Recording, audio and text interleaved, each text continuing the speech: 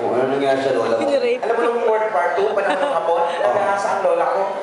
Nakatingkas talaga yung kami. Ganun talaga. Nagahasa yung lola ko. Kasi nga, baka mahumaba pa. Nagahasa lola mo? Oo. Namatay? Hindi, buhay pa.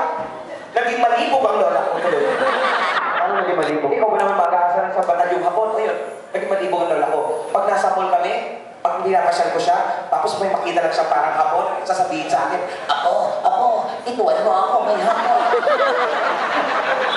Bakit? Wala. Aba, aba,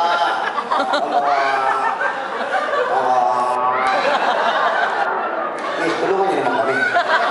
Kaya nasusunod niyo, kailang nakikinabang. Tulungan niyo naman kami. Bakit kasi lumayo? Ginahasa yung mga ninuno natin. Magkala kayo, tigit-dede lang, pera niya. Bakit kasi lumalayo ka pa? Mukhang hapon din naman sa harap mo. Pina, hapo. Hapon siya. Hindi na natin dahil... Ay! Naalala. Oo, nagbigay yan, 2 lapad nung nakaraan. Ay, ito yung pinakanta mo, Ata. Oo nga. Ayan yung necklace sa akin.